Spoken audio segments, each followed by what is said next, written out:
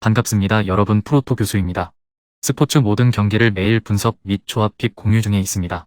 영상에 공개되지 않는 정보들도 정보방에 입장하시면 확인하실 수 있으니 참여를 희망하시는 분들은 영상 하단 고정 링크를 통해서 아무 조건 없이 자유롭게 참여가 가능하니 많은 참여 부탁드리겠습니다. 첫 번째 경기는 소시에다드 대 마요르카 한번 살펴보겠습니다. 소시에다드는 최근 5경기에서 모두 승리를 거두었고 이전 경기에서는 더비 라이벌 빌바오를 3대1로 격파하면서 사기가 완전히 올라있는 상태입니다. 만만치 않은 전력을 상대로 하는 것이었고 더비의 특수성까지 감안하면 이전 경기에서의 성과가 매우 크다고 할 수 있는 상황입니다. 오야르사발의 부활은 천군만마와 다를 바 없습니다. 올 시즌 멘데스가 팬들에게 극찬을 받는 경기력을 보여주고는 있으나 전반적으로 세를로트의 경기력이 스탯 대비 아쉬운 상황에서 공격을 만들어줄 수 있는 중앙에 힘이 더 실린 것은 매우 반가운 소식. 이전 경기 득점포를 가동하기는 했지만 오야르사발의 매치 핏을 더 올려 후반기에도 성적을 유지해야 하기 때문에 오야르사발이 이번 경기에서는 선발 출전할 수 있을 가능성도 점쳐볼 수 있습니다. 마요르카의 공격 방식을 소시에다드가 잘 대처하지 못할 가능성은 높지 않습니다. 마요르카의 공격 방식이 세트피스나 롱볼에 국한되어 있기 때문인데 올 시즌 소시에다드의 공중볼 경합 능력은 리그 2위로 아주 출중한 상태입니다. 상대가 중앙을 공략하려고 하더라도 올 시즌 소시에다드의 힘은 중원에서 나오고 있다고 해도 과언은 아니기 때문에 마요르카가 쉽게 공략하기는 어려운 상태입니다. 마요르카는 오사수나에게 0대1로 패했습니다. 공중볼 능력에서 밀릴 것이 예상되었고 실제로 팀 내 주포인 무리키가 공중볼 경합 능력에서 부족한 모습을 보였고 아웃필드 선수들 중 가장 적은 터치 수를 기록하는 등 별다른 공격 상황을 만들지 못했습니다. 이강인이 다음 리그 경기에서 출전할 수 없기 때문에 이번 경기까지 이강인의 선발 출전은 이번 경기에서도 기대할 수 있을 전망입니다. 올 시즌 이강인이 빅찬스를 만드는 능력에서 출중한 모습을 보이고 있지만 앞서 언급했듯이 소시에다드의 힘은 올 시즌 중원에서 나오고 있기에 이강인 홀로 무언가를 만들어 보기는 어렵고 무리퀴를 활용한 롱볼도 소시에다드의 공중볼 경합 능력을 감안하면 큰 위협을 주기 어려울 전망입니다. 그래도 중앙에서 수비적인 요소는 기대를 해볼 만합니다. 중앙에 3명의 미드필더를 두면서 상대의 중앙 침투를 최대한 억제하는 스타일이고 500의 완성도와 라이코비치의 선방 능력으로 올 시즌 0대의 실점률을 기록하고 있는 상태. 다만 소시에다드가 온더볼이 뛰어난 쿠보 등을 후반에 투입하면서 1대1 대응 능력에서 밀리면서 위기 상황을 맞을 가능성은 염두에 두는 편이 좋겠습니다. 올 시즌 소시에다드는 지공과 속공 대처 능력에서 모두 출중한 모습을 보이고 있는데 중원의 힘이 워낙 강력한 데다 수비진의 공중볼 경합 능력도 매우 출중한 편입니다. 마요르카가 어떤 방식을 써도 수비진의 흠집을 내기 어려운 구조입니다. 오야르사발이 긴 부상에도 불구하고 이전 경기에서 복귀골을 넣으면서 괜찮은 컨디션을 보여준 것도 호재라고 할 수 있는 상태입니다.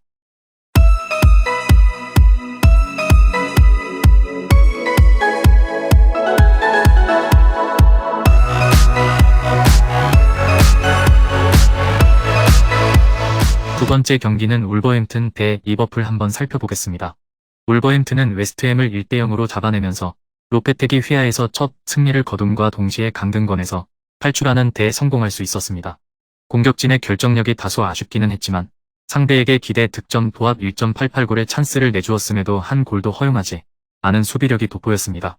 로페테기 감독은 꾸준하게 윙어들에게 수비 시에는 낮은 라인으로 내려오면서 600을 만드는 것을 요구하고 있습니다. 이전 경기에서도 포덴세와 황희찬이 제법 수비적인 역할을 잘 해주었고 특히 황희찬은 태클 성공률 100%와 리커버리 이외의 활약을 보여주기도 했습니다. 이번 경기에서도 라인을 내리는 수비적인 양상으로 리버풀의 공격을 무력화시킬 플랜을 들고 나올 가능성이 높고 리버풀의 최근 경기력 상 효과를 볼 가능성이 매우 높고 양 윙어들이 직선적인 움직임을 자주 보여주고 있기 때문에 측면에서 리버풀 수비진이 오버래핑한 자리를 공략할 수 있을 것으로 보입니다. 이전 경기 리버풀이 풀백들의 빈자리에서 역습을 맞으면서 수비진이 상당히 과도하던 모습을 보여주었기에 충분히 가능성이 있는 전략으로 볼 수 있는 상태입니다. 물론 라인을 내리고 대응할 것이 유력한 상황이라 득점 찬스가 많이 나올 가능성은 적어 보이나 득점 가능성이 아예 없다고 보기는 어렵습니다. 리버풀은 0대3으로 브라이튼에게 패했습니다. 결과뿐만 아니라 경기 내용도 충격적이었는데 팬들은 브라이튼이 전성기의 리버풀과 같은 경기를 보여주었다고 평했고 팀의 에너지 레벨이 완전히 떨어지는 모습을 보여주고 말았습니다. 팀의 문제는 중원 퀄리티라고 할 수 있을 것입니다. 이전 경기에서 선발로 나온 티아고, 핸더슨, 파비뉴 조합은 패스 미스를 수없이 남발했고 기동성이 떨어진 중원으로 인해 측면의 살라에게만 의존하는 공격 양상을 자주 보여주는 중입니다. 이 때문에 올 시즌 리버풀은 상대가 내려앉으면 공격이 매우 답답해지는 양상을 보여주고 있는 상황입니다. 클롭 감독이 활동량과 빠른 트랜지션을 중시하는 전술을 바꾸지 않고 있어 팀 레전드 캐러건은 선수단이 따라주지 못하는데 클롭의 전술만 더 씌워서 경기를 하고 있습니다는 혹평을 내리기도 했습니다. 상대 윙백들이 오버래핑한 공간을 윙어들이 공략하는 방식으로 풀어나갈 수밖에 없는 상태. 일단 희망적인 부분은 이 방식으로 라이벌 메뉴가 울브스를 잡아낸 경험이 있습니다. 다만 해당 경기에서도 메뉴는 레시포드를 투입하기 전까지 뚜렷한 공격 루트를 만들지 못해 고전했고 각포를 영입하기는 했지만 볼 배급이 정상적으로 이루어지지 않는 양상의 경기에서는 활약을 장담할 수 없습니다. 울브스의 승리 가능성도 꽤 높은 상태입니다. 올 시즌 리버풀의 팀 에너지 레벨 저하는 치명적인 결과로 이어지고 있고 상대가 라인을 내리면 어찌할 줄을 모르는 경기 양상이 자주 펼쳐지고 있는 상태죠. 울브스가 로페테기 감독 부임 이후의 수비라인 형성은 상당히 잘 이루어지고 있는 상황이기 때문에 전반적으로 저득점 양상이 이어질 가능성이 높다고 볼 수 있습니다.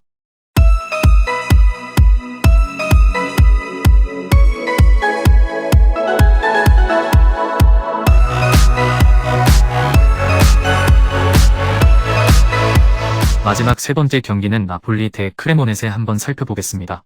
나폴리는 유벤투스를 5대1로 대파하면서 스쿠데토에 한 발 더 다가가게 되었습니다. 아직 반환점을 돌지 않았지만 2위 밀란과의 승점 차이는 9점, 올 시즌 홈에서 무패였지만 상위권 팀을 상대로 증명한 것이 없다는 비판도 깔끔하게 날려버릴 수 있었습니다. 나폴리의 특징은 선제골이 나와도 라인을 꾸준히 높은 위치에서 유지하기 때문에 추가골이 나오는 빈도가 매우 높습니다. 실제로 이전 경기에서도 오시멘이 골을 넣고 25분 만에 흡입차에 추가골이 나오면서 경기 분위기를 완벽하게 잡았고 후반전에도 3골이 터지는 모습이었습니다. 크레모네세를 상대로도 다른 기조 변화 없이 공격적인 모습을 보일 가능성이 높고 8경기 연속 무실점을 기록하던 유벤투스를 상대로도 5골을 넣은 공격력은 고평가를 할 수밖에 없습니다. 주전들의 체력 안배를 위해 로테이션을 돌릴 가능성이 높으나 백업으로 나오는 시메오네 등 조커 자원들도 뛰어난 모습을 보여주기 때문에 득점력에 큰 문제는 없을 것으로 보입니다. 문제는 선제골을 넣고도 라인을 높이는 양상을 자주 보여주고 있어 실점 리스크를 꾸준히 지는 스타일이라는 점입니다.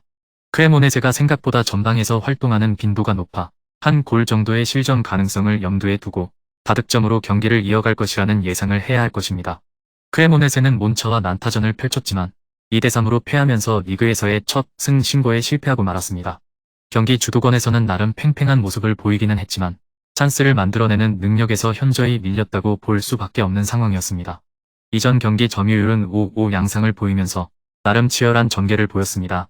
그러나 기대 득점에서 크레모네세는 0.67골에 그친 반면 몬차는 2.56골로 수비 면에서는 크레모네세가 완벽하게 밀렸다고 할 수 있을 듯 하죠. 꾸준히 공격적인 나폴리의 기세를 현재 가지고 있는 전력으로 대응하기에는 여러모로 무리라고 보는 것이 옳을 것입니다. 게다가 자신들의 플랜 A도 전방에서의 활동을 늘리면서 공격적으로 대응하는 것이라 수비적인 리스크를 상당히 진다는 점도 고려해야 할 것입니다. 공격적인 기조에 비해 공격진들의 퀄리티가 좋다고 보기 어려운 상태. 올 시즌 크레모네세보다 공격 효율이 좋지 못한 팀은 리그에서 로마 하나뿐입니다. 중앙에서 나름 빌드업을 시도하기는 하지만 공이 인터셉트 되는 경우가 상당히 작기 때문에 공격이 끊기면서 전방의 영향력도 상당히 줄어드는 상태입니다. 나폴리의 과감한 공격 지향적 전술을 노려 한 골 정도의 성과를 낼 가능성도 점쳐볼 수는 있으나 그 이상을 기대하기에는 매우 어려울 것으로 보입니다. 나폴리의 승리가 유력합니다.